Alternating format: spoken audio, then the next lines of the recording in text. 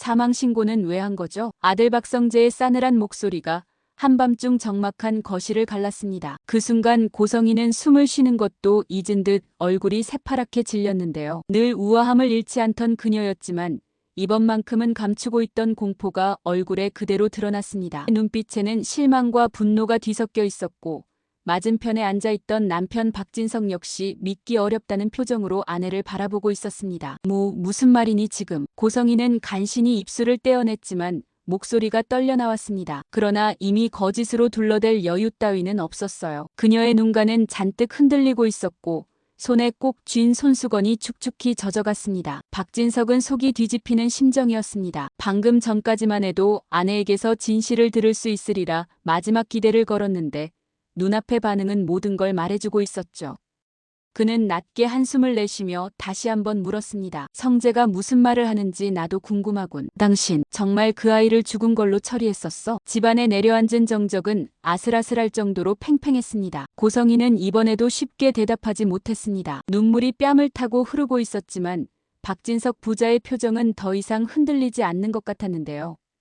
며칠 전까지만 해도 누구도 상상하지 못했습니다. 이 평온해 보이던 가정에 이렇게 큰 폭풍이 몰아칠 줄은요. 그런데 그 폭풍은 불과 몇 시간 전에 이미 시작된 일이었습니다. 그날 오후 박진석 회장의 집무실에는 뜻밖의 손님이 찾아왔습니다. 평소 같았으면 비서실에서 미리 일정을 조율했겠지만 이날은 사정이 달랐어요. 회장의 외아들 박성재가 예고도 없이 젊은 여성을 한 명 데리고 나타난 겁니다. 아버지, 꼭 뵈어야 할 분이 있어서요. 박성재는 문을 열고 들어오며 조심스레 말했습니다. 그 옆에 서 있는 낯선 여자는 긴장한 기색이 역력했지만 흔들리는 눈동자 속에는 굳은 결심이 엿보였어요. 박진석은 영문을 몰라 인상을 찌푸렸습니다. 갑작스러운 방문에 펜을 내려놓으며 묻습니다. 누구냐?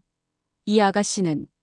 그러자 박성재가 한 발 옆으로 비키며 젊은 여성을 앞으로 내세웠습니다. 그녀는 깊게 숨을 들이쉬고는 또렷한 목소리로 자신을 소개했는데요. 처음 뵙겠습니다. 저는 지은호라고 합니다. 지은호? 이름만으로는 기억이 없었습니다. 하지만 이어지는 그녀의 한마디는 실내 공기를 단숨에 얼어붙게 만들었습니다. 저 우진이의 쌍둥이 동생이에요. 서류에 결제 도장을 찍다 멈춰 선 박진석의 손이 가늘게 떨렸습니다. 우진이라면 자기 아내 고성이가 데리고 들어온 아들이었죠. 몸이 약해 친엄마 곁에 두고 키우던 아이. 그 우진에게 쌍둥이 동생이 있다는 말에 박진석은 아예 말을 잇지 못했습니다. 쌍둥이라고 했나? 회장은 의자를 밀고 일어서며 믿기지 않는다는 듯 되물었어요. 지은호는 그런 박진석을 똑바로 마주보며 고개를 끄덕였습니다. 그녀의 입술은 굳게 다물려 있었지만 그 눈빛만은 한치의 흔들림도 없었습니다. 잠시 정막이 흘렀습니다. 박진석은 머릿속이 새하얘졌어요. 그의 아내가 자기 몰래 숨긴 딸이 있었다니요. 그것도 우진이랑 같은 날 태어난 쌍둥이라니. 이건 상상조차 못한 일이었습니다. 한편으론 거짓말을 하는 게 아닌가 의심도 들었지만 옆에 있는 박성재의 표정이 너무나 진지했습니다. 농담이나 장난으로 이런 일을 벌일 아들이 아니었죠. 더욱이 그 순간 지은호가 꺼낸 말은 더욱 의미심장했습니다. 제가 왜 이런 선택을 했는지는 고성희 씨에게 물어보시면 아실 거예요. 지은호는 자신의 친엄마를 가리켜 고성희 씨라고 불렀습니다. 엄마라고 부르지도 않고 심지어 이름에 존칭을 붙였죠. 그 순간 박진석의 눈빛이 번뜩이며 달라졌습니다. 아무래도 이 사태가 단순한 재회가 아니라는 낌새를 챈 거예요.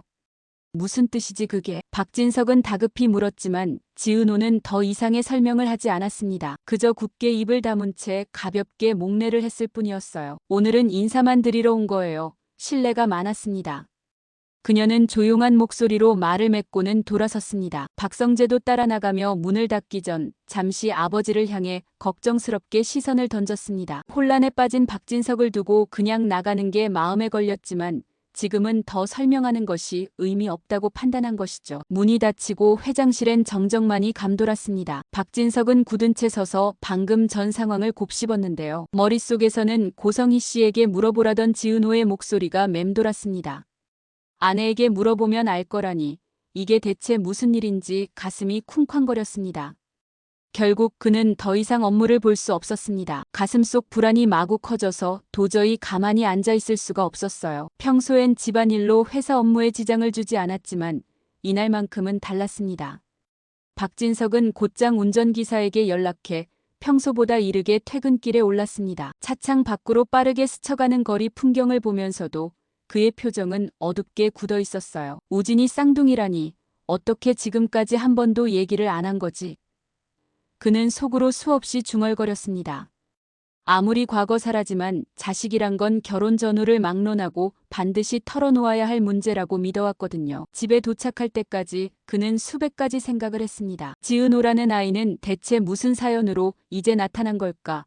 왜 하필 오늘이었을까? 그리고 무엇보다 고성이는 왜 그 딸을 숨겼을까? 알 수 없는 질문들이 꼬리에 꼬리를 물었는데요. 현관문을 열고 집 안으로 들어선 순간 평소와 똑같은 광경이 눈에 들어왔습니다. 거실 소파에서는 아내 고성이가 밝은 얼굴로 일어서며 다정한 목소리로 인사를 건넸어요. 여보, 오늘 일찍 오셨네요. 저녁 바로 준비할까요? 언뜻 보면 여느 때와 다름없는 평온한 장면이었습니다. 하지만 지금 박진석의 눈에 그 모습은 오히려 낯설게만 느껴졌습니다. 너무나 태연하고 자연스럽게 미소 짓는 아내의 얼굴이 마치 아무 일도 없었다는 듯 행동하는 게 섬뜩했거든요. 그는 대답 대신 천천히 거실로 걸어 들어갔습니다. 목에 맨 넥타이가 숨이 막힐 듯 답답해와 느슨하게 풀면서 눈을 고성희에게서 떼지 않았죠. 저녁은 됐소. 짧은 한마디를 툭 내뱉는 남편의 태도에 고성희의 동공이 살짝 흔들렸습니다. 박진석이 이런 냉랭한 말투를 쓰는 일은 드물었으니까요. 그녀는 당황을 감추려 애쓰며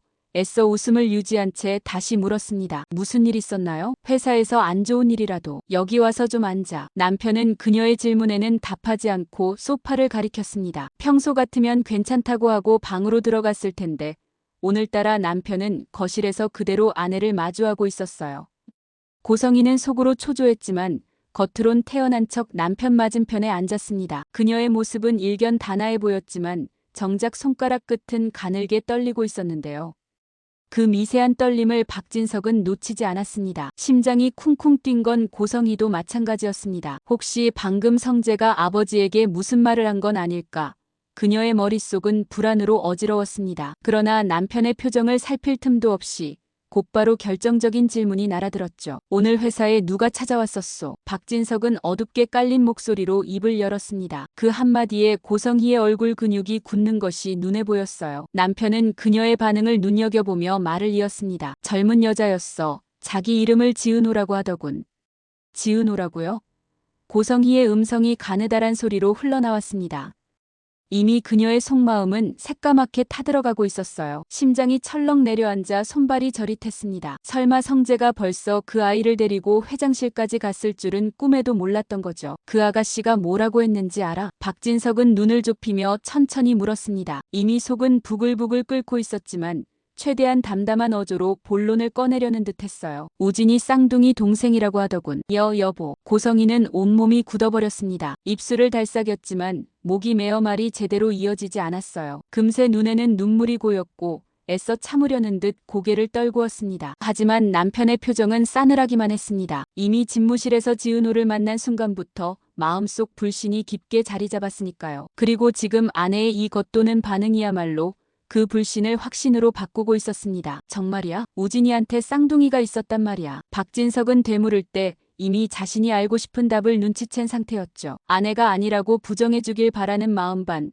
어쩌면 이미 알고 있었다는 듯한 체념 반이었습니다. 고성이는 흐르는 눈물을 닦으며 떨리는 목소리로 말하기 시작했습니다. 여보, 미안해요. 내가 차마 말할 수가 없었어요. 드디어 입을 연 아내의 한마디에 박진석의 가슴이 철렁 내려앉았습니다. 미안하다고 했다. 부정하지 못했다는 뜻이었죠. 그는 속으로 아득한 절망감이 밀려드는 걸 느꼈습니다. 자신이 믿어온 사람이 이렇게 중요한 진실을 숨겨왔다는 배신감이 온몸을 휘감았습니다. 말 못했다고? 박진석은 쓰게 웃으며 고개를 저었습니다. 결혼할 때 왜 그랬지? 그런 이야기를 왜 숨겼냐고. 목소리는 낮았지만 단단했습니다. 고성이는 눈물을 뚝뚝 떨구며 말을 이어갔어요. 당신한텐 말했어야 했는데 내가 너무 겁이 났어요. 당신까지 떠나버릴까봐. 그땐 정말 제정신이 아니었어요. 우진이 하나 키우기도 벅찼는데 둘 다 품에 안을 형편이 안 됐어요. 그래서 지은호는 버렸다는 거야? 박진석의 눈이 번쩍 들끓었습니다. 그의 어조에 분노가 서려 있었죠. 버린 게 아니에요. 고성이가 소리내며 울먹였습니다. 저도 그 아이를 얼마나 찾으려고 했는데요. 정말이에요. 정말 잠깐만 보육원에 맡겨놨던 거였어요. 그녀는 울며 필사적으로 호소했습니다. 제가 너무 가난하고 힘들어서 두 아이를 다 데리고 살 수가 없었어요. 우진이는 또 얼마나 아팠는데요. 병원비도 없고 먹을 것도 없고. 그래서 지은호는 하룻밤만 딱 하룻밤만 맡겼던 거예요. 애처로운 울음 섞인 고성희의 변명에 잠시 거실은 눈물바다가 된 듯 했습니다. 그 장면만 보면 그녀가 천하의 불쌍한 사람처럼 보였죠. 하지만 더 이상 그런 눈물에 속지 않을 사람이 있었습니다. 바로 아들 박성재였어요. 사실 박성재는 부모의 대화를 바로 위층에서 듣고 있었습니다. 부모가 심상찮게 다투는 기색이 느껴지자 그는 고민 끝에 아래로 내려올 결심을 했어요. 진실이 밝혀질수록 상처는 깊겠지만 이참에 집안의 문제를 바로잡아야 한다고 생각한 겁니다. 한 걸음 한 걸음 계단을 내려오며 박성재는 스스로를 다잡았습니다. 어린 시절부터 새어머니인 고성희를 마음 한편으로 경계해왔습니다. 그녀가 언제나 눈물과 온화한 미소로 아버지를 쥐락펴락하는 걸 보아왔거든요. 오늘은 더 이상 그 눈물 연기에 휘둘리지 않겠다고 그는 다짐했죠. 계단 아래 거실에서 어머니와 아버지가 마주보고 있었습니다. 울먹이는 고성희와 이를 차갑게 바라보는 박진석. 그리고 바로 그때였습니다. 그럼 지은호를 사망 신고까지 한 건 뭐예요? 박성재가 내려와 두 사람 사이에 멈춰서며 단도직입적으로 물었습니다. 앞서 우리가 보았던 바로 그 장면이 다시 펼쳐진 겁니다. 차가운 아들의 목소리에 거실 공기가 순식간에 얼어붙었어요. 흐느끼던 고성희는 아들의 입에서 나온 뜻밖의 말에 눈을 크게 뜨고 얼어붙었습니다. 뭐라고? 박진석 역시 놀라 눈이 휘둥그레졌습니다. 사망신고라니 누가 죽었다는 거야? 잠시 삼켜두었던 폭로를 박성재는 이 순간 놓치지 않았습니다. 그는 어머니를 똑바로 바라보며 한 단어 한 단어 힘줘 말했어요. 지은호요. 어머니가 예전에 지은호를 이미 죽은 걸로 신고했다는 거죠. 그건 고성희의 얼굴에서 핏기가 모두 사라졌습니다. 들켜서는 안 될 일을 완전히 들켜버린 사람의 표정이었습니다.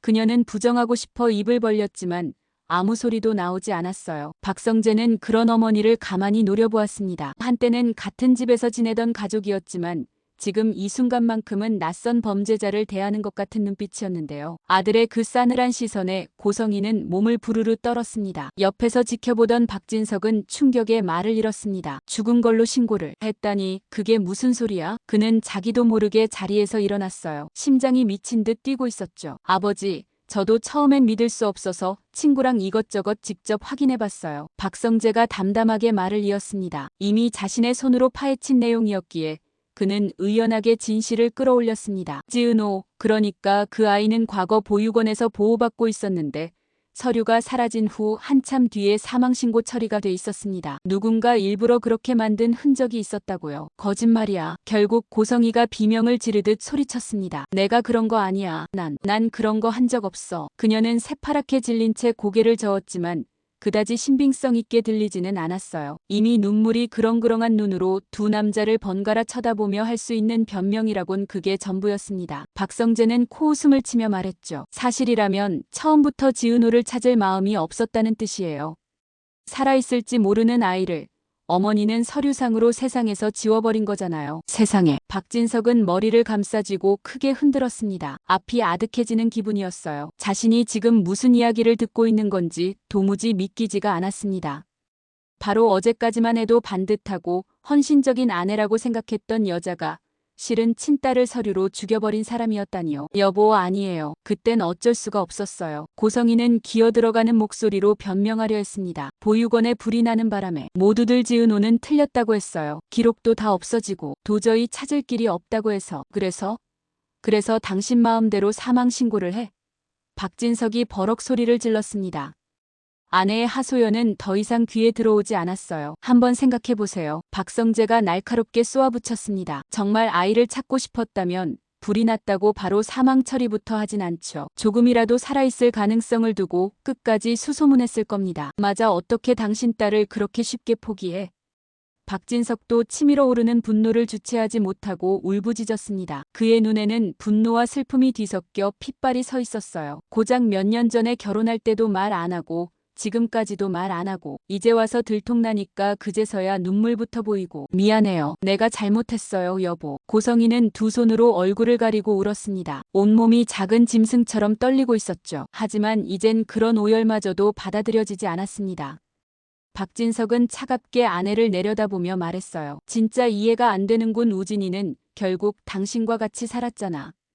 처음엔 키울 형편이 안 돼서 보육원에 맡겼다 쳐. 근데 그 뒤로 우진이는 데려오고 지은호는 영영 없었던 일로 만들고 제가 우진이를 더 이상 잃을 수가 없어서 고성이가 울먹이는 얼굴로 고개를 들었습니다. 우진이는 그때 병원에서도 못 고친다 그랬어요. 하늘이 무너지는 줄 알았다고요. 그래서 지은호를 그때 다시 찾으려고. 순간 말문을 흐리는 고성이. 그러나 거짓말이 익숙한 사람일수록 결정적인 고비에서 머뭇거리기 마련이었습니다. 그녀의 눈동자가 좌우로 흔들리는 걸 박성재는 놓치지 않았죠. 그는 속으로 생각했습니다. 또 무슨 꾸며낸 말을 하려고 저럴까? 간 이식 때문이겠죠. 박성재가 직격탄을 날렸습니다. 고성이는 마치 심장이라도 찔린 듯 그대로 굳었습니다.